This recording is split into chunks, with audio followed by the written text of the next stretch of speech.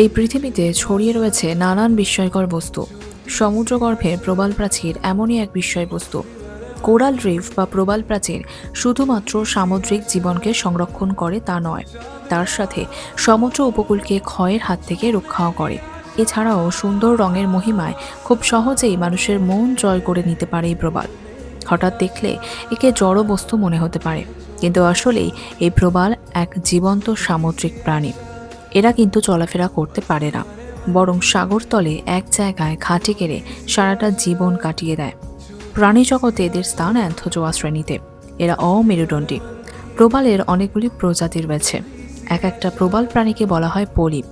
এই পলিপগুলো সাধারণত আকারে খুবই ছোট হয়, মাত্র 1 থেকে 2 মিলিমিটার লম্বা।